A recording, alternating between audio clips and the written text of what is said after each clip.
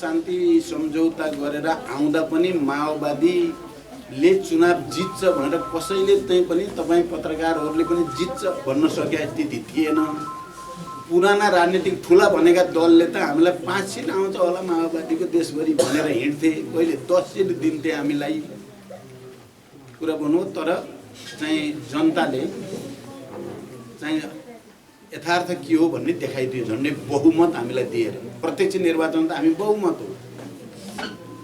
अहिले 74 सम्म आइपुग्यो। 74 को चाहिँ परिणाम पनि हामी सबैको अगाडि छ। अब हामी अहिले जो निर्वाचनमा जाँदैछौँ, अब 79 मा देशभरिको सबै स्थिति हेर्दा हामी पहिलो पार्टी बन्ने सम्भावनातिर अगाडि बढिसक्यौँ। तालमेल होला अनि जिताउँला भन्ने तरिकाले होइन, आफै संगठन र जनतासँगको सम्बन्धलाई सुदृढ गरेर जित्ने किसिमले चुनावमा जाने हो, परिणाम ल्याउनु छ। हाम्रो लागि यो चुनाव एउटा सामान्य औपचारिक चुनाव मात्रै होइन। गत सालदेखि लगातार दुईटा प्रवृत्ति, दुईटा विचार, दुईटा धाराको बीचमा निकै ठुलो सङ्घर्ष नेपाली समाजमा भयो, अहिले पनि भइराखेको छ। निर्वाचनमा चाहिँ ध्यान केन्द्रित गरेर नै हामी कार्यक्रम बनाएका छौँ र त्यही कार्यक्रमको व्याख्या विश्लेषण अहिले गरिएको छ। यो एउटा मुख्य विषय हो अहिलेको हाम्रो देशव्यापी अभियानको। अब अर्को तपाईहरुले चाहिँ चासो हुने भनेको चाहिँ निर्वाचनमा कसरी जाने हुन्छ। कतिपय वृत्तमा अझै पनि निर्वाचन के हुन्छ भन्ने प्रश्न पनि उठ्ने गर्छ, चर्चा परिचर्चा हुने पनि गर्छ। म के कुरा प्रश्न गर्न चाहन्छु भने निर्वाचन तोकिएकै मितिमा हुन्छ। वैशाख 30 गते स्थानीय तहको निर्वाचन हुन्छ। त्यहाँ दुविधामा बस्नुपर्ने कुनै आवश्यकता छैन, कहीँ कतैबाट त्यस्तो छैन। त्यसकारण हुन त नेपालमा अस्ति प्रधानमन्त्रीजीले भन्दै हुनुहुन्थ्यो चुनाव हुने दिन बिहान पनि हुन्छ कि हुन्न भन्ने भइराख्छ भन्दै हुनुहुन्थ्यो, चाहिँ अलिकति प्रतीकात्मक रूपमा। तर म प्रश्न गर्न चाहन्छु निर्वाचन तोकिएकै मितिमा हुन्छ। त्यसकारण सम्पूर्ण रूपले निर्वाचन प्रक्रियामा सामेल हुन, त्यसको तयारीमा लाग्न म सबैसँग अपिल पनि गर्न चाहन्छु।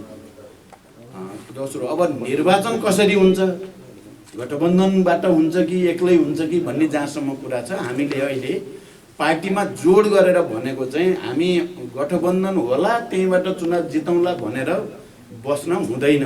आफ्नै खुट्टामा उभिने हो, आफ्नै सङ्गठनको शक्तिलाई बलियो पार्ने हो, आफ्नै जनतासँगको सम्बन्धलाई बलियो पार्ने हो। जनताका मुद्दाहरू, किनकि सङ्घीय लोकतान्त्रिक गणतन्त्र मुख्यतः माओवादी केन्द्रको ठुलो सङ्घर्ष र बलिदानको परिणाम आएको चिज हो। यसको रक्षा गर्ने कुरा र यसमाथि कुनै कतैबाट हुने प्रहार जस्तो विगतमा भयो गैर संवैधानिक र अलोकतान्त्रिक तरिकाले प्रतिनिधि विघटन गर्ने जस्ता प्रक्रिया भए त्यसको रक्षा गर्ने जिम्मा पनि मुख्यतः माओवादी केन्द्रको छ। र अहिले यहाँ कसले भन्नुभयो स्थानीय सरकार अथवा सङ्घीय प्रादेशिक र स्थानीय सरकार बनाउने मुख्य भूमिका हुनुको नाताले यसको रक्षा गर्ने पनि र यसलाई प्रभावकारी रूपले कार्यान्वयन गर्नेमा पनि माओवादीकै बढी भूमिका र जिम्मेवारी छ भन्ने हाम्रो बुझाइ छ। त्यसकारण चुनावमा तालमेल होला अनि जिताउँला भन्ने तरिकाले होइन, आफै सङ्गठन र जनतासँगको सम्बन्धलाई सुदृढ गरेर जित्ने किसिमले चुनावमा जाने हो, परिणाम ल्याउनु छ। हाम्रो लागि यो चुनाव एउटा सामान्य औपचारिक चुनाव मात्रै होइन। गत सालदेखि लगातार दुईटा प्रवृत्ति, दुईटा विचार, दुईटा धाराको बीचमा निकै ठुलो सङ्घर्ष नेपाली समाजमा भयो, अहिले पनि भइराखेको छ। एउटा धाराले यो सङ्घीयता, समावेशिता, समानुपातिकता यो चाहिँ सुन्न चाहँदैन। तपाईहरुले कतिको महसुस गर्नुभएको छ पोखराको पत्रकार साथीहरूले। एउटा प्रवृत्तिले चाहिँ सङ्घीय लोकतान्त्रिक गणतन्त्र मन पर्या चाहिँ छैन, तर बाध्य भएर कहाँबाट माओवादीले आधी हुरी ल्याइदियो, बाध्य भएर माने हो भन्ने नेताहरू अहिले पनि छँदैछन्। पोहोर साल पटक पटक विघटन गरियो नि, त्यो खालि सदन मात्रै विघटन गरिएको होइन, संविधान विघटन गर्न खोजिएको हो। जनताले अहिले जसरी अधिकार पाएका छन्, तपाईँ हेर्यो भने मधेसी, आदिवासी जनजाति, दलित, महिला, मुस्लिम सबैको राज्य प्रक्रियामा, राज्य सञ्चालनमा जो प्रतिनिधित्व प्रणाली छ त्यो अभूतपूर्व खालकै छ। नेपालको संविधानको एउटा मुख्य विशेषता भनेको समावेशिता नै हो, समानुपातिकता नै हो। त्यसलाई उल्ट्याउने षड्यन्त्र भयो। अहिले पनि त्यसलाई उल्ट्याउने षड्यन्त्र पुरै बन्द भएको छैन। यद्यपि गतकाल हामीले आन्दोलनको बलमा र गठबन्धनको बलमा त्यसलाई परास्त त गरियो, तर त्यो प्रवृत्ति अहिले पनि सदन लगातार 6 महिनादेखि अवरुद्ध गरेर बिना कारण बिना कुनै तर्क जबरजस्ती के सिद्ध गर्न खोजिएको छ भने यो सदनको काम छैन, यो संहिताको काम छैन भनाउन खोजिएको। पत्रकार साथीहरू तपाईहरुले कसरी बुझ्नु भएको छ, म तपाईहरु मार्फत गण्डकी प्रदेशका आम जनतासँग पनि अपिल गर्न चाहन्छु, यो परिवर्तनका जे उपलब्धि हुन् तिनलाई रक्षा गर्ने र ती मार्फत जनतालाई प्रत्यक्ष राहत र विकास समृद्धिको अनुभूति गराउने जिम्मा हाम्रो छ। हामी त्यसैमा लागेका छौं। अहिले पनि त्यो प्रवृत्तिको संघर्ष रोकिएको छैन। त्यसकारण अब हामीले गठबन्धन पनि त्यही उद्देश्यको निम्ति बनाएको। गठबन्धन बनाउँदा हामीले तीनवटा कुरा मुख्य रूपमा भनेका थियौं। एउटा त संविधानको रक्षा, लोकतन्त्रको रक्षा र राष्ट्रियताको रक्षा। तीनटा उद्देश्यलाई अगाडि राखेर गठबन्धन गरिएको। त्यो उद्देश्य अहिले पनि पूरा भइसकेका छैनन्। त्यसकारण गठबन्धनको आवश्यकता पनि छँदैछ। आफ्नै बलमा चुनाव लड्ने कुरालाई प्राथमिकता दिँदै फेरि हामी गठबन्धनसँग हुन सक्ने जति तालमेल पनि गर्ने कुरालाई हामीले प्रश्नसँग भनेका पनि छौं। त्यो नीति कायम पनि छ। अब पार्टीहरूभित्र विभिन्न खालका सोच विचार भए पनि मूल नेतृत्व र संस्थापनहरू चाहिँ मिलेर जाने कुरामा प्रष्टै छन्। अहिले चुनावको बारेमा भन्ने कुरा अमेरिकन स्टेट डिपार्टमेन्टको डकुमेन्टमा देखियो भनेर मिडियामा आयो, त्यहाँबाट के हो यो भन्ने भयो। किनकि नेपाल कुनै पनि अन्तर्राष्ट्रिय सैन्य संगठन या सैन्य रणनीतिको हिस्सा बन्न सक्दैन। यो असंलग्न स्वतन्त्र परराष्ट्र नीतिमा चल्दै आएको र यदि आईपीएस को अंग बनेको हो भने त्यो त गम्भीर विषय हो भनेर हामीले नै उठायौं। म त्यतिबेला नेकपाको अध्यक्षको हैसियतले केन्द्रीय समितिको दोस्रो बैठकको प्रत्यक्ष अध्यक्षता मैले गरेको थिएँ। तपाईहरुलाई त्यो थाहा होला। र त्यो बैठक निकै सफल भएको थियो। तर त्यो बैठक मेरो अध्यक्षतामा सफल हुनु पनि दुर्भाग्यपूर्ण भयो नेपालको कम्युनिस्ट आन्दोलनको लागि। किनकि त्यो बैठक सफल भएपछि केपी ओलीजीहरुको के भयो, झन्डै झन्डै सातो गयो जस्तो भयो।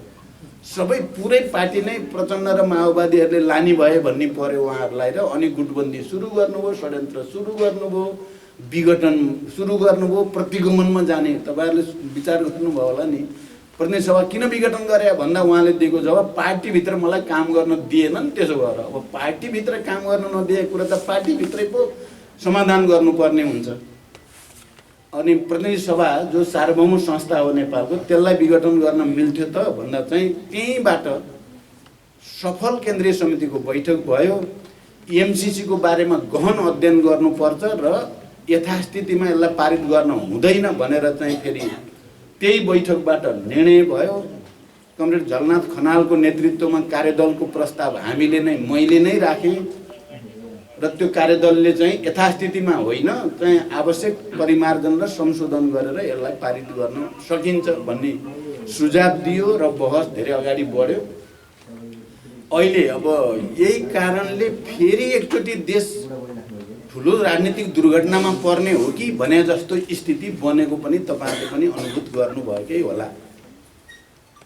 त्यसले यो गठबन्धन पनि टुट्ने, अर्को समीकरण बन्ने, जसले हिजो पटक पटक प्रतिनिधि सभा विघटन गरे या प्रतिगमनतिर जान चाहेका छन्, संविधान खारेज गर्न चाहेका छन्, तिनीहरुसँग नै नेपाली कांग्रेसको समीकरण हुने हो कि भने जस्तो स्थिति पनि देखा पर्यो। गठबन्धन र अहिलेको सरकारै टुट्ने स्थिति जस्तो पनि देखा पर्यो र समग्रमा फेरि शान्ति प्रक्रिया नै के हुने हो भने जस्तो पनि देखा पर्यो। यही कारणले देश ठुलो राजनीतिक दुर्घटनामा जाने र लामो फेरि संघर्षको बाटो हिँड्नुपर्ने नेपाली जनताले 25औं 30औं वर्ष पो हो कि भन्ने प्रश्नहरू पनि जन्मिए र त्यही बीचमा चाहिँ एउटा, किनकि यो कुरा गत 60 मा शान्ति सम्झौता गरेर आउँदा पनि माओवादीले चुनाव जित्छ भनेर कसैले चाहिँ पनि तपाई पत्रकारहरूले पनि जित्छ भन्न सकेका स्थिति थिएन। पुराना राजनीतिक ठुला भनेका दलले त हामीलाई 5 सिट आउँछ होला माओवादीको देशभरि भनेर हिँड्थे, कहिले 10 सिट दिन्थे हामीलाई कुरा भन्नु। तर चाहिँ जनताले चाहिँ यथार्थ के हो भन्ने देखाइदियो। झन्डै बहुमत हामीलाई दिएर, प्रत्यक्ष निर्वाचन त हामी बहुमत हो।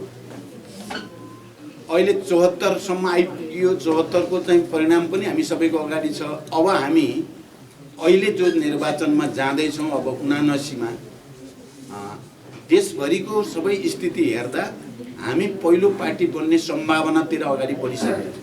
तपाईले हेर्नुभयो भने कार्यक्रममा जो उभार हामीले देखेका छौँ, त्यो उभार हेर्दा अब मानिसहरूले सोच्दै नसोचे अब माओवादी नै रहेछ देश बचाउने पनि, संविधान बचाउने पनि, लोकतन्त्र बचाउने पनि, शान्ति प्रक्रिया पूरा गर्ने पनि र यो देशका सबै उत्पीडित वर्ग, जाति, क्षेत्र, लिङ्ग, समुदायलाई अधिकार दिलाउने पनि बिचमा हामीले गल्ती गरेछौँ भनेर रियलाइजेसन भएको छ जनतामा।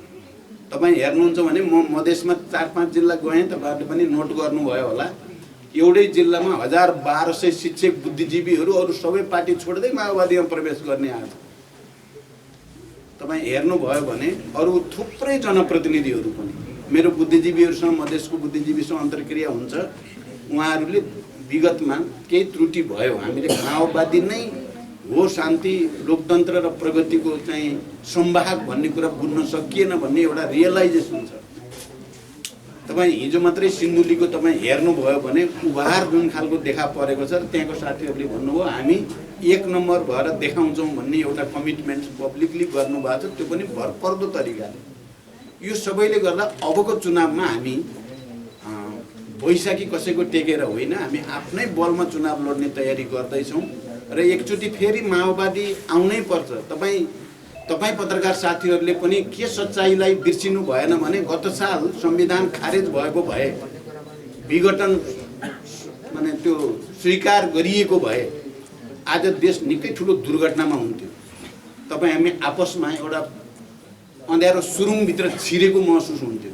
कसले बचायो? प्रतिगमनका विरुद्ध आन्दोलन कसले निर्णायक र नेतृत्वदायी भूमिका खेल्यो र यो गठबन्धन मार्फत संविधान, लोकतन्त्र र राष्ट्रियताको रक्षा कसले गर्यो भन्ने अब त नेपाली जनताले राम्रोसँग फेरि आफ्नै अनुभवबाट बुझेको हुनाले तपाईले भने जस्तो स्थिति छैन अहिले देशमा। देशैभरि माओवादी प्रति सकारात्मक एकचोटि फेरि हेर्नुपर्ने र दिनुपर्ने माओवादीलाई नै रहेछ भन्ने जनमत बन्दै गएको छ। हामी होइन, हेर्नु होला अब 1 महिनाभित्र अरू सबै पार्टीहरू माओवादीसँग तालमेल गर्न आउनुपर्छ, हामी जाने होइन। किनभने यो देशको परिवर्तनको वाहक हामी हो। यो कुराको चेतना सबैलाई आउँदैछ।